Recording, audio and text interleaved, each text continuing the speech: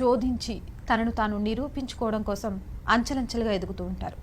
ఆ ఎదుగుదలలో ఒక స్థాయికి వచ్చిన తర్వాత తృప్తి చెందుతూ ఉంటారు.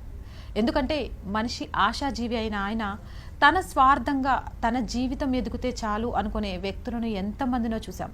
కానీ ఈరోజు నేను మీకు పరిచయం చేయబోయేది ఎంతో కష్టపడి శ్రమించి తనకు తానుగా ఒక గుర్తింపు తెచ్చుకొని తనలాంటి వాళ్ళని ఎంతో మందిని తయారు చేయడానికి ఒక విజ్ఞాన వేదికను ఏర్పాటు చేసి నీరు నిధులు నియామకం తెలంగాణ ఏర్పాటు సాధనలో తన వంతుగా నిర్విరామంగా కృషి చేసి అదే దిశగా అడుగులు వేస్తూ ముందుకు వెళుతున్న తెలంగాణ జూనియర్ కాలేజ్ మేనేజ్మెంట్ అసోసియేషన్ల డైరెక్టర్, అలాగే విజ్ఞాన్ కాలేజీల డైరెక్టర్ గౌరీ సతీష్ గారిని ఈరోజు మీ ముందుకు తీసుకురాబోతున్నాను. ఆయన మనోగతాన్ని, అసలు ఆయన ఎలా వచ్చారు, ఆయన బ్యాక్గ్రౌండ్ ఏంటి, రాజకీయాల మీద నిజంగా ఇంట్రెస్ట్ ఉందా, రాజకీయాల్లోకి ఎందుకు రావాలనుకుంటున్నారు, విజ్ఞాన్ కాలేజెస్ అలాగే తెలంగాణ జూనియర్ కాలేజీ మేనేజ్మెంట్ అసోసియేషన్గా ఉన్న ఆయన ఈ విద్యా సంవత్సరం మొత్తం నిజంగా జూనియర్ కాలేజెస్కి కరోనా రూపంలో కోలుకొని దెబ్బ కొట్టింది. మరి ఈ నేపథ్యానికి మీకున్న అనేక సందేహాలను నా మాటల ద్వారా ఆయన అడిగే ప్రయత్నం చేద్దాం. నమస్కారం గౌరీ సతీష్ గారు. గౌరీ సతీష్ గారు, ముందుగా అసలు నార్మల్గా గౌరీ సతీష్ గారు విజ్ఞాన్ కాలేజ్ డైరెక్టర్ అలాగే తెలంగాణ జూనియర్ కాలేజ్ మేనేజ్మెంట్కి మొత్తానికి కూడా డైరెక్టర్గా మారిన వైనాన్ని ఒకసారి తెలియజేస్తాను. నేను 2002లో శంషాబాద్లో నేను నా మిగతా ముగ్గురు మిత్రులు కలిసి సి విజ్ఞాన్ జూనియర్ కళాశాలని శంషాబాద్లో ప్రారంభించాం. ఎందుకు ప్రారంభించాల్సిందంటే అంటే విద్య అనేది మనిషి జీవితంలో వెలుగు లాంటిది. ఒక కుగ్రామంలో నా జీవితాన్ని ప్రారంభించిన నేను చదువు అనేదే మన జీవితానికి ఒక చక్కని మార్గాన్ని అందిస్తుంది అనేది నమ్మినటువంటి వ్యక్తిని నేను. అందులో భాగంగానే చాలా అక్కడ ఉన్నటువంటి శంషాబాద్ పరిసర ప్రాంతాల్లో ఉన్నటువంటి ఎంతో మంది విద్యార్థులు ఒక 105 కిలోమీటర్ల దూరం పొద్దున్న 4:30 లేచి ఆడపిల్లలు ఎస్పెషల్లీ అక్కడ శంషాబాద్లో గవర్నమెంట్ జూనియర్ కాలేజ్ ఉండేది. అటు దిల్సుఖ్ నగర్ కానీ కొత్తూరు మండల్ లాస్ట్ బార్డర్ నుంచి దిల్సుఖ్ నగర్ కానీ మెహదీపట్నం కానీ రావాల్సినటువంటి పరిస్థితి. ఆ సందర్భంలో మేము 2002లో అక్కడ చిన్నగా జూనియర్ కాలేజీని ప్రారంభించడం జరిగింది నేను మా మిత్రులందరూ కలిసి. ఆ సమయంలో అక్కడ ఉన్నటువంటి స్థానికంగా ఉన్నటువంటి ప్రజాప్రతినిధుల సహకారంతో, మా విద్యార్థుల తల్లిదండ్రుల సహకారంతో, ముఖ్యంగా మా విద్యార్థుల సహకారంతో అక్కడ మొట్టమొదటిగా జూనియర్ కళాశాలను ప్రారంభించడం జరిగింది. తదనంతరంగా మేము మొట్టమొదటి డిగ్రీ కాలేజ్ అక్కడ ప్రారంభించడం, పీజీ కళాశాల ప్రారంభించడం, కాలక్రమేణా అది బండ్లగూడలో ఒక డిగ్రీ జూనియర్ కళాశాల, తర్వాత అత్తాపూర్లో జూనియర్ డిగ్రీ కళాశాల. నేడు ఇప్పుడు మా దగ్గర 5,000 నుంచి 6,000 మంది విద్యార్థులు మా దగ్గర విద్యను అభ్యసిస్తూ ఉన్నారు కేజీ టు పీజీ విద్యా సంస్థలలో. ఇంకొకటి గౌరీ సతీష్ గారు, ఇంతవరకు కూడా విద్యా సంవత్సరాలలో ఎప్పుడు కూడా ఇంతకాలం విద్యార్థులు ఇంటికి పరిమితమైంది లేదు. చాలా వరకు చెప్తూ ఉంటారు 10th వరకు లైఫ్ ఒకటి, డిగ్రీకి వచ్చాక మెచ్యూరిటీ అనేది ఒకటి వస్తుంది, కానీ ఇంటర్మీడియట్ అనేది ఏదైతే ఉందో అది విద్యార్థులకు భవిష్యత్తుకు కీలక దశ అని చెప్తారు. అలాంటి కీలక దశలో కరోనా మహమ్మారి రూపంలో విద్యార్థులు ఇంటికే అయిపోయారు, ఆన్లైన్ క్లాసెస్ అంటున్నారు, ఓ పక్క నుంచి ఎగ్జామ్ డేట్స్ కూడా చెప్పేశారు. అసలు ఇప్పుడు ఈ విద్యా సంవత్సరం పిల్లల భవిష్యత్ ఏంటి? ఎస్ఎస్సి వరకు పిల్లలు ఒక గుహలో ఉన్నటువంటి పక్షుల్లా ఉంటారు. అవును. దాని తర్వాత రెక్కలొచ్చిన పక్షుల్లాగా అప్పటి వరకు డ్రెస్ వేసుకొని ఉన్నటువంటి పిల్లలు ఇమ్మీడియట్గా కలర్ డ్రెస్ వేసుకొని బయటకు వచ్చేసరికి ఒక కలర్ వింగ్స్తో వాళ్ళు బయటకు వచ్చే అవకాశం ఉంటుంది ఇంటర్మీడియట్కి. సో ఆ సందర్భంలో అది వాళ్ళ లైఫ్కి ఒక టర్నింగ్ పాయింట్ ఇంటర్మీడియట్ అనేది.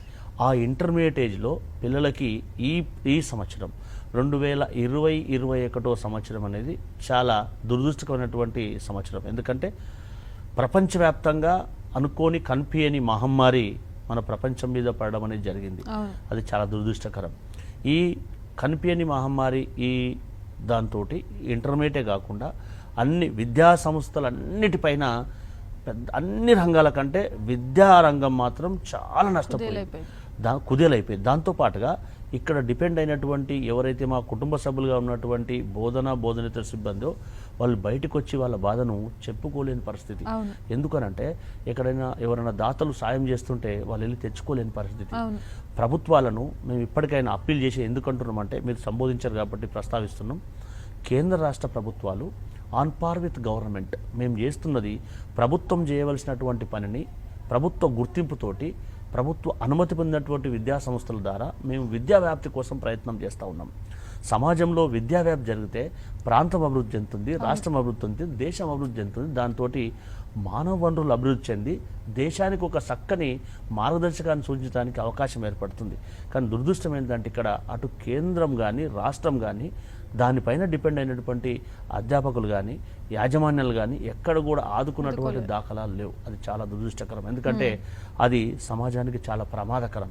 దాంతోపాటుగా విద్యార్థులు, మీరు ఆన్లైన్ క్లాస్ అన్నారు, మనందరం కూడా గుర్తించాల్సింది ఏంటంటే ఈ ఆన్లైన్ పీరియడ్లో కేంద్ర ప్రభుత్వము ప్రాథమికంగా చేయాల్సినటువంటి పని ఇంటర్నెట్ ఛార్జెస్ అన్నీ విపరీతంగా పెంచేశారు. అది చాలా దురదృష్టమైనటువంటి పరిణామం అది. కాబట్టి కేంద్ర ప్రభుత్వం కనీసం వాటిపైన చర్యలు తీసుకోలేదు. ఎందుకనంటే కరోనా నిబంధనల ప్రకారము పిల్లలు ఒక 5 మంది 10 మంది ఒక ప్రాంతంలో గుమిగూడే పరిస్థితి లేదు. అన్లాక్ 5.0 స్టార్ట్ అయినప్పటికి కూడా ఎక్కడ కూడా ఫిజికల్ క్లాసెస్ స్టార్ట్ కాలేదు. రీసెంట్గా ఆంధ్రప్రదేశ్ స్టార్ట్ అయినా అక్కడ కూడా కొన్ని కోర్సులు ఎఫెక్ట్ ఉంది, కొన్ని కేసులు నమోదవుతున్నాయి. అయినా కానీ ఫిజికల్ క్లాస్లో ఉన్నటువంటి సాటిస్ఫాక్షన్ ఎంత ఆన్లైన్ క్లాస్ చెప్పినా కానీ ఆ సాటిస్ఫాక్షన్ అనేది ఉండదు. అది ఫ్యాక్ట్. కాబట్టి అందరూ కూడా ఆలోచించాలి.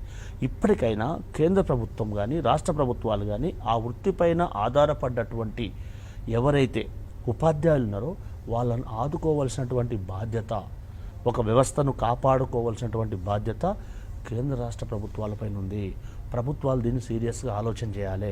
లేకపోతే చాలా సందర్భాల్లో మన ఇటీవల ఇంతకు తెలంగాణ కోసం తెలంగాణ వాంఛతోటి విద్యార్థులు లేదా తల్లిదండ్రులు ఆత్మహత్యలు చేసుకున్నారు. తెలంగాణలో ఉన్నటువంటి విద్యా సంస్థల యాజమాన్యాలు కూడా ఒకరిద్దరు సూసైడ్ చేసుకోవడం జరిగింది. ఒక టీచర్ కూడా ముగ్గురు టీచర్లు కూడా సూసైడ్ చేసుకున్నారు. 2-3 మేనేజ్మెంట్లు కూడా హార్ట్ అటాక్తో చనిపోవడం. సతీష్ గారు, డాక్టర్ ముఖ్యము, ఈ కరోనా టైంలో చూపించిన వాళ్ళలో డాక్టర్ ముఖ్యము, పోలీస్ ముఖ్యము, ఇవన్నీ చూపించి వీళ్ళకి హెల్ప్ చేయాలని చెప్పారు కదా. ఒక డాక్టరు, ఒక పోలీసు, ఒక లాయర్, ఒక జడ్జ్, వీళ్ళంతా కూడా తయారవ్వాలంటే దానికి మూలం ఉపాధ్యాయుడు అనే విషయాన్ని ఎందుకు ప్రభుత్వాలు పట్టించుకోవట్లేదంటే? అది very very bad to the society. ఒక డాక్టర్ కావాలన్నా ఒక inspector law and order control చేయగలుగుతాడు. ఒక జడ్జి ఒక పటిష్టమైనటువంటి జడ్జిమెంట్ చేయగలుగుతాడు. ఒక డాక్టర్ ఒక పేషెంట్ను పర్ఫెక్ట్గా ట్రీట్మెంట్ చేయగలుగుతాడు. కానీ only one teacher can made all these people. వీళ్ళందరిని తయారు చేసగలిగే ఒకే ఒక వ్యక్తి టీచర్. ఆ టీచర్ వృత్తినే వీళ్ళు పట్టించుకోవడం లేదు. అది చాలా దురదృష్టకరం. కరోనా టైంలో వారియర్స్ల ముందుకొచ్చి డాక్టర్స్ను ఆదుకోవద్దని నేను చెప్పట్లేదు. వారియర్స్ల ముందుకొచ్చి పోలీసులు అన్ని నియమ నిబంధనలకు అనుకూలంగా ముందుకొచ్చి సేవ చేస్తుంటే వాళ్ళని ఆదుకోవద్దని మనం ఇక్కడ కూడా ప్రస్తావించట్లేదు. కానీ వాటికి మూలమైనటువంటి ఉపాధ్యాయ వృత్తికి డిపెండ్ అయినటువంటి వాళ్ళని ఆదుకోకపోవడం అనేది చాలా శోచనీయ అంశం. కాబట్టి అయినా మేము ఒక యాజమాన్య సభ్యులుగా కరోనా టైంలో 1000 మందికి లాక్డౌన్ ఉన్నప్పటికీ కూడా సైబరాబాద్ కమిషనర్ దగ్గర పర్మిషన్ తీసుకొని 1000 మందికి గౌరవ ముఖ్యమంత్రి గారు దేశంలో ఎక్కడ కూడా ఇంటర్ స్పాట్ వాల్యుయేషన్ స్టార్ట్ చేయక ముందు గౌరవ ముఖ్యమంత్రి గారు అనౌన్స్ చేశారు, రేపు మా దగ్గర ఇంటర్మీడియట్ స్పాట్ వాల్యుయేషన్ స్టార్ట్ కాబోతుందని. మా ఉపాధ్యాయులు ఎక్కడ కూడా ఇబ్బందికి పాల్గొవద్దు. రెడ్ జోన్ ఉన్నటువంటి గద్వాల నుంచి మహబూబ్నగర్ రావాలి. హైదరాబాద్లో రెడ్ జోన్లు ఉన్నాయి, అక్కడ కూడా స్పాట్ వాల్యుయేషన్ ఉన్నాయి. మెదక్ నుంచి హైదరాబాద్లో రెడ్ జోన్లలో స్పాట్ సెంటర్లు పెట్టిర్రు. వాళ్ళ కనీసం మినిమం శానిటైజర్ లేకుండా, బాక్సులు కాకుండా ఇండివిజువల్ శానిటైజర్ లేకపోతే వాళ్ళు వచ్చే పరిస్థితి లేదు. అలాంటి సందర్భాల్లో మేము మేనేజ్మెంట్ సభ్యులుగా సోషల్ రెస్పాన్సిబిలిటీగా ఫీల్ అయ్యి మా ఉపాధ్యాయులు కాబట్టి వాళ్ళని కాపాడుకోవాల్సిన బాధ్యత, వాళ్ళకు నమ్మకాన్ని కల్పించవలసిన బాధ్యత మా మీద ఉంది. కాబట్టి మేము వాళ్ళందరూ కూడా ఒక యాజమాన్య సంఘంగా వాళ్ళందరూ కూడా ఇండివిజువల్ ఇన్ పర్సన్ వాళ్ళందరూ కూడా శానిటైజర్ కానీ మాస్కులు కానీ డిస్ట్రిబ్యూట్ చేయడం జరిగింది. ఎందుకు అని అంటే మా బాధ్యత కాబట్టి. కానీ దురదృష్టం ఏంటి, ప్రభుత్వాలు పట్టించుకోకపోవడం అనేది చాలా శోచనీయ అంశం. గౌరీ సతీష్ గారికి ఇదంతా ఒకవైపు ఉపాధ్యాయుడిగా లేకపోతే ఒక కాలేజీ వ్యవస్థాపకుడిగా విద్యార్థులు తయారు చేయడం అనేది గౌరీ సతీష్ గారికి ఒకవైపు మాత్రమే. రెండో వైపు తెలంగాణ ఉద్యమంలో, తెలంగాణ ఏర్పాటులో, అసలు తెలంగాణ ఏర్పాటు యొక్క ప్రాముఖ్యతను తెలంగాణ ప్రజలకు తెలియచేయడంలో కూడా గౌరీ సతీష్ గారు కీలక పాత్ర పోషించారు అనేది చాలామందికి తెలియని విషయం. ఒక ప్రొఫెసర్గా, ఒక లెక్చరర్గా, లేకపోతే ఒక కాలేజీ వ్యవస్థాపకులుగా ఉన్న గౌరీ సతీష్ గారు తెలంగాణ ఉద్యమ సమయంలో అంత కీలక పాత్ర పోషించడం వెనుక కారణం ఏంటి? ఇప్పుడు తెలంగాణ వస్తే మన నీళ్లు, నిధులు, నియామకాలు అన్నీ మనకు అందుతాయి అని తెలంగాణ సమాజానికి అందుతాయనే ఉద్దేశంతో శంషాబాద్లో మేమందరం కలిసి, మా యాజమాన్య మిత్రులు, మా లెక్చరర్స్ అందరం కూడా కలిసి ఇప్పుడు ఉన్నటువంటి టీఎస్పీఎస్సీ మెంబర్ విఠలన్న ద్వారా మేము ఒక 8 వెహికల్స్ తీసుకొని మా డివిజన్లో ఉన్నటువంటి అన్ని ఊర్లు తిరిగి తెలంగాణ రాష్ట్రం యొక్క ప్రత్యేకత ఏంటి, ఏ విధంగా ఏర్పడితే ఏమి ప్రయోజనం జరుగుతుందని చెప్పి ఊరూరు తిరిగి కరపత్రాలు వంచడం. దాని తర్వాత ఇప్పుడు స్వర్గస్థులయ్యారు దేశం చిన్నమల్లయ్య గారు వచ్చి మాకు మంచి హితబోధ చేశారు. తెలంగాణ వస్తే మన నీళ్లు వస్తాయి, మన నిధులు వస్తాయి, మన నియామకాలు వస్తాయి, మన సమాజం అంతా బాగుపడుతుంది, అందరూ బాగుపడతారని చెప్పి గౌరవనీయ పెద్దలు దేశనేని చిన్నమల్లయ్య గారు వచ్చి మేము 250 మందితోటి జేఏసీ మీటింగ్ పెడితే దేశనేని చిన్నమల్లయ్య గారు, వెంకటస్వామి గారు వచ్చి మాకు అందరికి కూడా మంచి సందేశాన్ని ఇచ్చారు. ఆ స్ఫూర్తితోటి మేము మీటింగ్ పెడితే అప్పుడు ఉద్యమం ఉవ్వెత్తున లేవడానికి అప్పుడు ఎయిర్పోర్ట్లో డీజే దొరగారు ఎయిర్పోర్ట్ అథారిటీ సెక్యూరిటీ ఆఫీసర్ ఉన్నారు, మేము ఎయిర్పోర్ట్ను దిగ్బంధిస్తామని చెప్పి బహిరంగంగా స్టేట్మెంట్ చేయడం చెప్పింది. అప్పుడు మమ్మల్ని అక్కడ ఉన్నటువంటి పోలీసు వాళ్ళందరూ కూడా పోలీస్ కేసు పెట్టడం జరిగింది మా మీద. ఎందుకనంటే ఎయిర్పోర్ట్ని ఏంది ఇంటర్నేషనల్ ఎయిర్పోర్ట్ మీరు దిగ్బంధించడం ఏంటని చెప్పి. అయినా మేము ఎక్కడ కూడా వెనకడగేయలే. ఎందుకు అనంటే ఈ భయం కంటే తెలంగాణ రాష్ట్రం ఆకాంక్ష మాకు బలమైనది. ఆకాంక్ష నెరవేరింది అనుకుంటున్నారు? ఆకాంక్ష నెరవేరింది కానీ కలలు నెరవేరలేదు. మీరు దేనికోసం అయితే పోరాటం చేశారో, జైలుకు వెళ్ళారో, ఉద్యమం ఉవ్వెత్తున ఎగిసిపడేలా చేశారో, ఈరోజు ఆ కళ సాకారం చేసుకోలేకపోయామనే బాధ మీలో ఎంత ఉంది? చాలా మందికి ఉంది. ఎందుకు అనంటే ఒక నార్మల్ కాలేజ్ నడిపే యాజమాన్య సభ్యునిగా, ఒక ఉపాధ్యాయునిగా, ఒక తెలంగాణ ఉద్యమకారునిగా ఏదైతే ఆశించి ఉద్యమంలో పాల్గొన్నామో అది ఎక్కడ కూడా నెరవేరట్లేదు. ఎందుకనంటే తెలంగాణ రాష్ట్రం వస్తే శ్రీ చైతన్య నారాయణ విద్యా సంస్థలని పెద్ద అయిన కృష్ణానది దాటేంత వరకు తరిమి కొడదామని చెప్పారు. కానీ ఏమైందంటే అవి ఇప్పుడు ఔటర్ రింగ్ రోడ్ లోపల ఉన్నాయని ఔటర్ రింగ్ రోడ్ బయటపడినాయి. అంటే కార్పొరేట్ విద్యా సంస్థలు వస్తే ఏమవుతుందంటే ప్రజల యొక్క రక్తాన్ని పీల్చుకొని డబ్బులు వసూలు చేస్తాయి. పిల్లలని ఒక మెచ్యూర్డ్ పర్సన్గా తయారు చేయి వారిని యంత్రాలుగా తయారు చేస్తాయి. నేను చెప్పడం అని కాదు, దీనికి అక్కడ ఉన్నటువంటి ఇన్స్పెక్షన్ అథారిటీస్ ఇన్స్పెక్ట్ చేసి హానరబుల్ హైకోర్టు సమర్పించినటువంటి రిపోర్ట్లు కూడా స్పష్టంగా గవర్నమెంట్ దగ్గర ఉంది, బోర్డ్ ఆఫ్ ఇంటర్మీడియట్ దగ్గర ఉంది, అదే రకంగా హైకోర్టు దగ్గర కూడా ఉంది. వాళ్ళు ఎలాంటి కార్యకలాపాలు చేసి విద్యార్థులు కాకుండా యంత్రాలుగా ఎలా తయారు చేస్తున్నారని చెప్పి మనం స్పష్టంగా చూసాం. 2 years back very bad to say 53 మంది విద్యార్థులు సూసైడ్ చేసుకోవడం జరిగింది. ఎందుకు అంటే తల్లిదండ్రులు నా కొడుకు డాక్టరే కావాలి, నా కొడుకు ఇంజనీరే కావాలి అని చెప్పి వాళ్ళ యొక్క ఆలోచనలు పిల్లల మీద రుద్దేసరికి పిల్లలు మా నాన్న పొలం అమ్మి, మా నాన్న అప్పు తెచ్చి ఫీజు కడతా ఉన్నాడు, అయినా కానీ మా నాన్న నా కళలను నేను సాకారం చేసుకోకపోగా మా నాన్నగారు పెట్టినటువంటి నమ్మకాన్ని నేను నిలబెట్టలేకపోతున్నా అని చెప్పి డిప్రెషన్కి లోనై పిల్లలు వాళ్ళ విలువైనటువంటి జీవితాన్ని నాశనం చేసుకున్నటువంటి దాఖలాలు మనం 2 years బ్యాక్ చూసాం. సో ఇది very unfortunate, very bad to the society. ఇంకోటి గౌరీ సతీష్ గారు, మీరు రాజకీయాల్లోకి రావాలి, రాజకీయాల్లో ఎదగాలి అనుకుంటున్నారు అనే విషయాన్ని కూడా మేము విన్నాము. మీరు ఏదైతే చెప్పారో నీరు, నిధులు, నియామకం అదే ఎజెండాగా మీలాగే ప్రొఫెసర్గా ఎంతోమంది మన్ననలు పొందిన ప్రొఫెసర్ కోదండరాం గారు అందరికీ తెలిసిన ఆయన్ని అభిమానించిన విద్యార్థులు కానివ్వండి, ఆయన అభిమానించిన తల్లిదండ్రులు కానివ్వండి, ఒక రాజకీయ నేతగా, ఒక రాజకీయ నాయకుడిగా అంగీకరించలేకపోయారు. మరి ఇప్పుడు మీరు అదే ఎజెండాగా అదే కళలు నెరవేరలేదు అని అడుగు పెట్టబోతున్నారు. మరి మీకు సక్సెస్కి ఎంతవరకు కూడా అవకాశం ఉంది అనుకుంటున్నారు? అంటే నేను ప్రత్యక్షంగా కూడా రాజకీయాల్లో ఉన్నాను ఇంతకుముందు కూడా. ఓకే. దాని తర్వాత నేను కోదండరాం సార్తో నేను కంపేర్ చేయడం అనేది కరెక్ట్ కాదు. ఆయన ఒక ప్రభుత్వ ఉపాధ్యాయుడిగా ఆ వృత్తిలో ఉండి ఇదే నీరు, నియామకం, నిధులు అనే దాంతో తెలంగాణ ఉద్యమ సమయంలో పోరాడిన ఒక ఉపాధ్యాయుడిగా ఆయనకి ఎలా గుర్తింపు ఉందో మీరు అదే చేశారు కాబట్టి ఎలా ఆయన ఉపాధ్యాయ వృత్తికి నా ఉపాధ్యాయ వృత్తికి చాలా తేడా ఉంది. ఆయన ప్రభుత్వ ఉద్యోగుడిగా ఉన్నటువంటి వ్యక్తి, నేను ప్రైవేట్ విద్యా సంస్థల్ని ఏర్పాటు చేసి డైరెక్ట్గా పిల్లలకు 15,860 మందికి ఇప్పటి వరకు డిగ్రీ పీజీ కంప్లీట్ చేసిన విద్యార్థులు నా దగ్గర ఉన్నారు. They have completed still every year 4,000 to 5,000 students every year నా దగ్గర ఎన్రోల్ అయ్యి degree PG SSC and intermediate complete చేస్తున్నటువంటి విద్యార్థులతో అనునిత్యం నేను పిల్లలతోటి ఎప్పుడు మమేకమై ఉంటాను.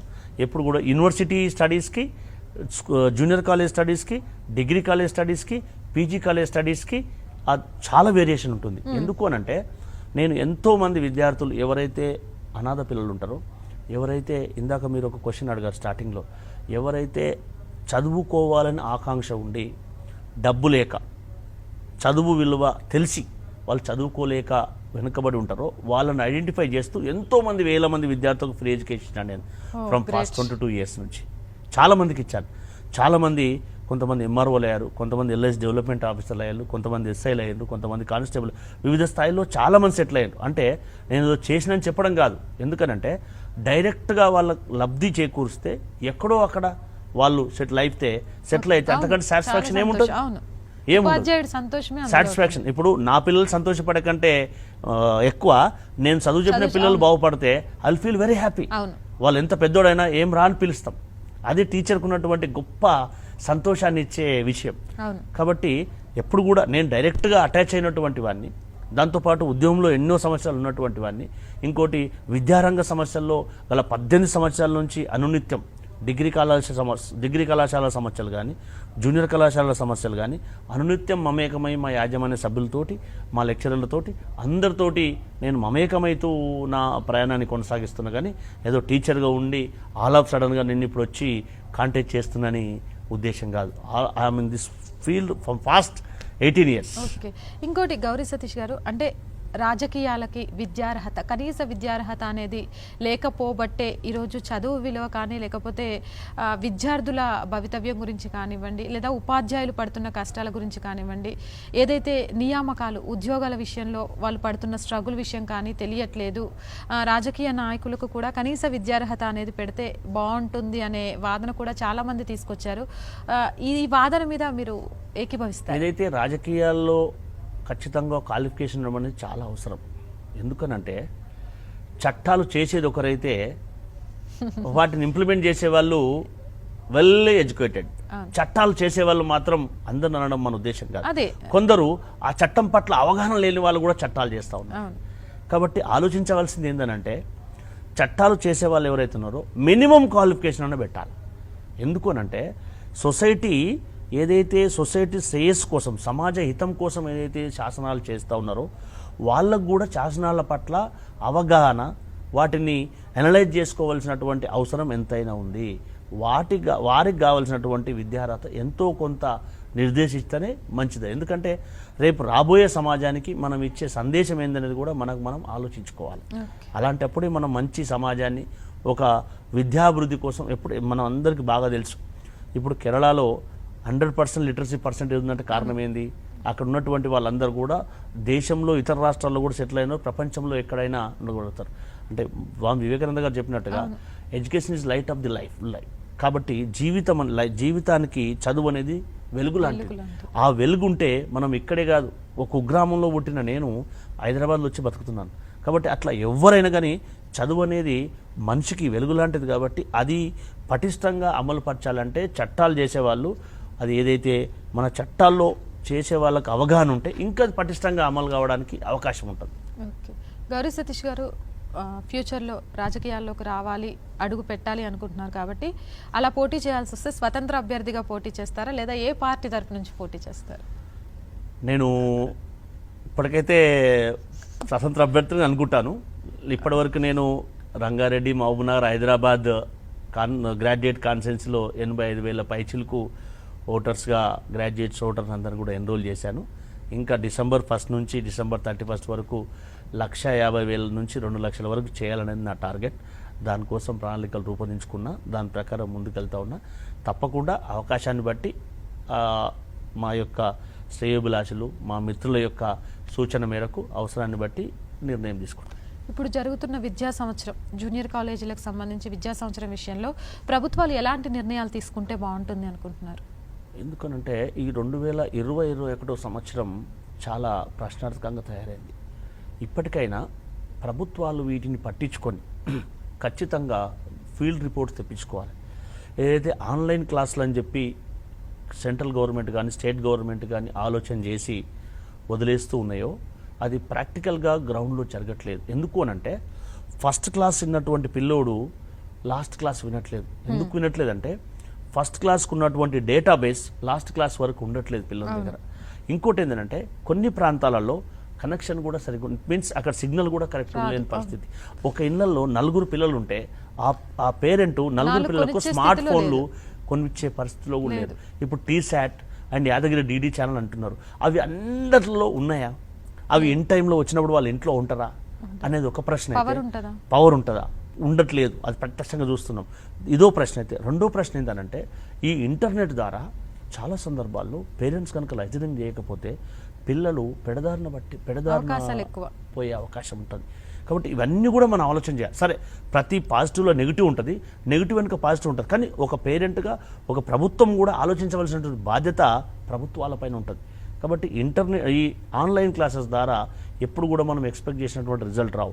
ఇప్పటికైనా ప్రభుత్వం, సెంట్రల్ గవర్నమెంట్ కానీ స్టేట్ గవర్నమెంట్ కానీ షుడ్ టేక్ యాక్షన్. ఏం యాక్షన్ తీసుకోవాలి? ఇమ్మీడియట్గా గ్రౌండ్ రిపోర్ట్ తెప్పించుకొని ఏ విధంగానైతే కరోనా నిబంధనలకు పాటిస్తూ ఫిజికల్ క్లాసులు ప్రారంభించవలసినటువంటి అవసరం అయితే ఎంతైనా ఉంది. అలా స్టార్ట్ చేసిన ఏపీలో ఈరోజు కరోనా కేసులు ఎక్కువ అవ్వడము చూస్తున్నాం కదా, అది కూడా ఎంతవరకు సేఫ్ అంటారు? ఇప్పుడు ఒక చిన్న ఎగ్జాంపుల్, ఫస్ట్ డే కేసులు వచ్చాయన్నారు, రాగానే అయితే కరోనా రాదు కదండి. రాగానే కరోనా రాదు. ఆ పిల్లోడు ఇంటి దగ్గర ఉండి లేదా ఇంకోరిని కలిసిన తర్వాత మాత్రమే నెక్స్ట్ డే వెళ్తే కరోనా టెస్ట్ చేస్తే కరోనా వస్తుంది. సెకండ్ రోజు స్టార్ట్ చేశారు, 2-3 డేస్ తర్వాత మాత్రమే టెస్ట్ చేస్తే అక్కడ ఎవరెవరిని కలిశారు, ఏం కలిశారు, దాని రిపోర్ట్ తీసుకుంటే స్కూల్కి వచ్చిన తర్వాత వచ్చిందా, బయట వచ్చిందా అని తెలిసే ప్రమాదం ఉంటుంది.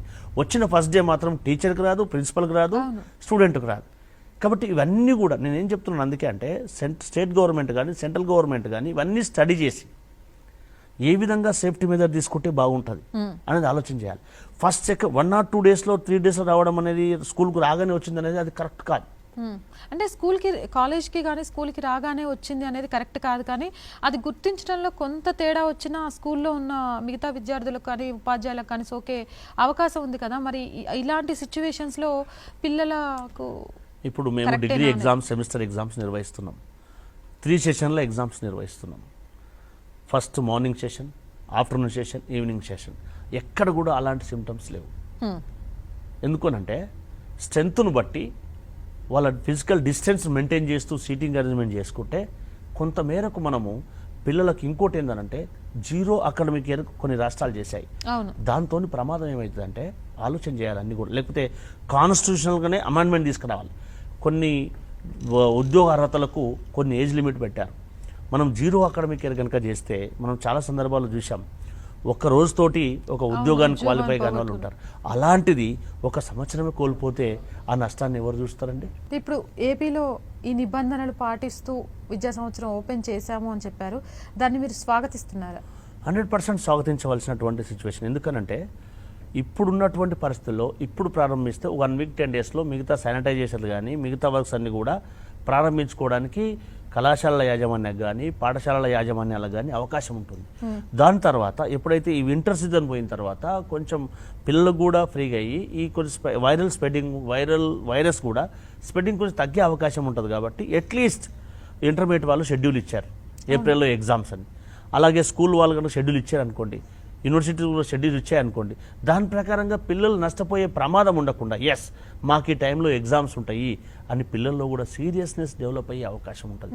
మనకు ఉన్నటువంటి ఉమెన్ బీయింగ్గా ఉన్నటువంటి సైకాలజీ ఎట్లుంటుంది ఇన్ జనరల్ అంటే, నాకు జనరల్గా సైకాలజీ చాలా ఇష్టం. ఎందుకంటే రకరకాల పిల్లల్ని చదువుతుంటాం, రకరకాల పేరెంట్స్ని చూస్తుంటాం. కాబట్టి ఎట్లుంటుంది జనరల్గా అంటే ఏదైనా డేట్ వచ్చిందనుకోండి అప్పుడే అలర్ట్ అయ్యి వస్తాడు, రేపు ఎగ్జామ్ అనగా ఈరోజు హాల్ టికెట్కి వస్తాడు.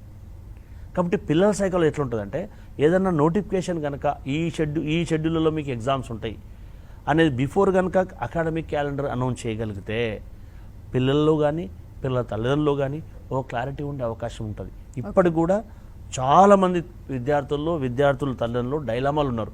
ఈ 2021 అకాడమిక్ ఇయర్ నిర్వహించబడుతుందా, 0 అకాడమిక్ ఇయర్ చేస్తారా అనేది ఒక ప్రశ్నార్థకంగా ఉంది. కాబట్టి దాన్ని నివృత్తి చేయవలసినటువంటి బాధ్యత ప్రభుత్వాలపైన ఉంది. దానికోసమైనా ఖచ్చితంగా ఇప్పటి నుంచి కాకపోయినా ఇప్పటి నుంచైనా ప్రారంభిస్తాము అని స్పష్టమైనటువంటి ఆదేశాలు అయితే ప్రభుత్వాలు ఇవ్వాల్సినటువంటి బాధ్యత ప్రభుత్వాలపైన ఉంటుంది. ఇంకొకటి, అకాడమిక్ ఇయర్ అంటే 1 ఇయర్, మామూలుగా 10 నెలలు చెప్తారు కానీ 1 ఇయర్ అంటారు. 10 నెలలు చదివిన తర్వాత పెట్టే ఎగ్జామ్స్ ఒక ఎత్తు అయితే, ఇప్పుడు మీరు అన్నట్టు ఏప్రిల్లో ఎగ్జామ్ డేట్ కూడా అనౌన్స్ చేశారు జూనియర్ కాలేజ్ వాళ్ళకు. ఇంతవరకు పిల్లలు కాలేజ్లో అడుగు పెట్టింది లేదు. ఆన్లైన్ క్లాసెస్ వల్ల వాళ్ళు ఎంత విన్నారో తెలియదు. కొంతమంది ఊళ్ళల్లో ఉండేవాళ్ళు ఆన్లైన్ క్లాసెస్ విన్న పరిస్థితి కూడా లేదు. మరి ఇప్పుడు ఏప్రిల్లో ఎగ్జామ్స్ అంటే అది పిల్లల భవిష్యత్తుతో ఆడుకున్నట్టు అని అనిపిస్తుంది. అంటే కొంత మేరకు ఆన్లైన్లో 100% మనము 80% రిజల్ట్ ఎక్స్పెక్ట్ చేయొద్దు. మనము 100% ఏదైతే 100%లో మనం టార్గెట్ చేసుకొని ఆన్లైన్ క్లాసెస్ స్టార్ట్ చేసామో 40 to 50% మనం రిజల్ట్ గెయిన్ చేయడానికి అవకాశం ఉంటుంది. అంటే ఇప్పటికీ సిలబస్ కానీ మిగతా పిల్లలు కానీ అటెండ్ అయిన దాంట్లో 40 to 50% అటెండ్ అవుతూ ఉన్నారు. దీంతో పాటుగా ఇప్పుడు మాన్యువల్ క్లాసెస్ కనుక మనం డిసెంబర్ నుంచో ఎప్పటి నుంచో ప్రారంభిస్తే డిసెంబర్, జనవరి, మార్చ్ ఈ 3 monthsలో కనుక ఫిజికల్ క్లాసెస్ కనుక పిల్లలకు నిర్వహించుకోగలిగితే, ఏప్రిల్లో కనుక మనం షెడ్యూల్ ప్రకారం నిర్వహించగలిగితే వాళ్ళ అకాడమిక్ ఇయర్ నష్టపోయే ప్రమాదం ఉండదు. మీరు ఒక ఉపాధ్యాయుడిగా అలాగే వీటన్నిటికీ అధ్యక్షుడిగా విద్యా వ్యవస్థ ఎలాంటి మార్పు కోసం పోరాడాలి అనుకుంటున్నారు? ఎప్పుడైనా సొసైటీలో ఏదైతే రిక్వైర్మెంట్ ఉందో ఎడ్యుకేషన్ కూడా ఆ విధంగానే ఉండాలి. అప్పుడే చదువుకున్న పిల్లలందరూ కూడా ఎంప్లాయ్మెంట్ దొరికే అవకాశం ఉంటుంది. ఇప్పుడు ఎప్పుడో మెకాలే నాటి ఎడ్యుకేషన్ సిద్ధాంతం, ఎడ్యుకేషన్ ఫార్ములా ప్రకారం ఎడ్యుకేషన్ కొనసాగుతుంది. ఏదైతే రీసెంట్గా వచ్చినటువంటి సిబిసిఎస్ సిస్టమ్ ప్రకారం లేదా ఎన్ఈపి నేషనల్ ఎడ్యుకేషన్ పాలసీ 2022-23 రాబోతుంది. ఆ ఎడ్యుకేషన్ సిస్టంతో పాటుగా దానికి కావలసినటువంటి ఏదైతే సిస్టమ్ ఏదైతే ఉందో పర్ఫెక్ట్గా స్టేట్ గవర్నమెంట్స్ కానీ సెంట్రల్ గవర్నమెంట్స్ కోఆర్డినేట్ చేసుకొని పటిష్టంగా అమలు పరిస్తే పిల్లలకు ఏ విధంగా అయితే మనకు స్కిల్ బేస్డ్ ఏదైతే ఎడ్యుకేషన్ అందించాలని అందరూ అనుకుంటారో అప్పుడే పిల్లలు కూడా అకామిడేట్ కావడానికి అవకాశం ఉంటారు. మనం చాలామంది చూస్తున్నాం, ఇంజనీరింగ్ చేసిన పిల్లలు కూడా, డిగ్రీ చేసినటువంటి పిల్లలు కూడా, పీహెచ్డీ చేసిన వాళ్ళు కూడా ఖాళీగా ఉన్నటువంటి పరిస్థితి. కాబట్టి ఇది దేనికి సంకేతం ఇస్తానంటే, నేను చదువుకొని ఖాళీగా ఉన్నా, నువ్వు కూడా చదువుకొని ఏం చేస్తావని చెప్పి విలేజ్లో కానీ ఇక్కడ అర్బన్లో కానీ నిరాశ నిస్పృహకు లోనయ్యే అవకాశం ఉంటుంది. కాబట్టి ఇప్పటికైనా అందరూ ఆలోచించాల్సింది, స్టేట్ గవర్నమెంట్స్ కానీ సెంట్రల్ గవర్నమెంట్స్ కానీ స్కిల్ బేస్డ్ ఎడ్యుకేషన్ ఎప్పుడైనా సక్సెస్ఫుల్. మనం మిగతా దేశాల్లో చూసినట్టయితే స్కిల్కి ఎక్కువ ప్రాధాన్యత ఇస్తారు. Physical fitness and skill based education అనేది ప్రభుత్వాలు ఆలోచన చేయాలి. ఏవైతే మ్యాండేట్ అనుకున్నవి ఏవైతే ఉంటాయో వాటిని కంపల్సరీగా మ్యాండేట్ చేయాలి. అలా చేసినప్పుడు మాత్రమే పిల్లోడు ఆల్రౌండ్ డెవలప్మెంట్ చెందడానికి అవకాశం ఉంటుంది. అంతేగాని ఎవరు మొప్పు కోసమో ఇంకో దానికోసమో ఆలోచన చేస్తే సమాజానికి నష్టం జరిగే అవకాశం ఉంటుంది. కాబట్టి ఎప్పుడైనా ఫిజికల్ ఫిట్నెస్, స్కిల్ అనేది పిల్లోడికి చాలా అవసరం. ఓకే, చివరిగా 99 టీవీ ప్రేక్షకులకి అలాగే చూస్తున్న విద్యార్థుల తల్లిదండ్రులకు ఏం చెప్పాలనుకుంటున్నారు? 99 టీవీ చాలా సందర్భాలలో అన్ని విషయాలను నిర్భయంగా, నిస్సంకోచంగా, నిక్కచ్చిగా చెప్పే ఛానల్ని నేను బలంగా నమ్ముతాను. దాంతోపాటుగా ఇక్కడ వ్యూవర్స్ అందరూ కూడా 99 టీవీ ప్రేక్షకులందరూ కూడా వారి విద్యార్థి తల్లిదండ్రులు కూడా మీరు అయోమయానికి గురిగాకండి. మీ పిల్లలకు ఎట్టి పరిస్థితుల్లో కూడా 2020-21 అకాడమిక్ ఇయర్ ఎట్టి పరిస్థితుల్లో 0 అకాడమిక్ ఇయర్ అయ్యే అవకాశం అయితే లేదు. దయచేసి మీరు అందరూ కూడా మీ పిల్లలకు భరోసాను కల్పించండి. మీ యొక్క పిల్లలకు ఏదైతే వారి యొక్క ఆకాంక్ష ఉందో ఆ వైపు మీరు ఎంకరేజ్ చేయండి. అంతేగాని మీ యొక్క ఆలోచనలు మీ పిల్లలపైన దయచేసి రుద్దకండి. వారు ప్రతి రంగంలో సక్సెస్ సాధించగలుగుతారు. ఈ సమాజంలో చాలా అవకాశాలు ఉన్నాయి. ఒక మంచి సమాజంలో ఉన్నటువంటి చాలా విషయాలను బహిర్గతం చేసి ఒక విలేకరి కావచ్చు, చాలా మంచి లీడ్ చేయగలిగే, ప్రపంచాన్ని లీడ్ చేయగలిగే అడ్వకేట్ కావచ్చు, లేదా మంచి పోలీస్ ఆఫీసర్ కావచ్చు, ఏదైనా చాలా విషయాలలో లీడ్ చేయడానికి మీ పిల్లలకు అవకాశం ఉంటుంది. Skill based education, skill based ఉంటారు మీ పిల్లలు. కాబట్టి దయచేసి మీ యొక్క ఆలోచనలు డాక్టరో ఇంజనీరో అదే లైఫ్ మాత్రం కాదు. దయచేసి ఆలోచన చేయండి. మీ పిల్లలకు ఏదైతే ఏ రంగంలో అయితే ఉత్సాహం ఉంటుందో ఆ రంగంలోనే మీ పిల్లల్ని ఎంకరేజ్ చేయండి. మీ పిల్లల ఇష్టానుసారంగా వాళ్ళని అబ్జర్వ్ చేస్తూ మీరు చదివించండి అని చెప్పి అప్పీల్ చేస్తూ ఉన్నాం. Great, thank you Gauri Satish గారు. విద్యార్థుల తల్లిదండ్రులకు ధైర్యాన్ని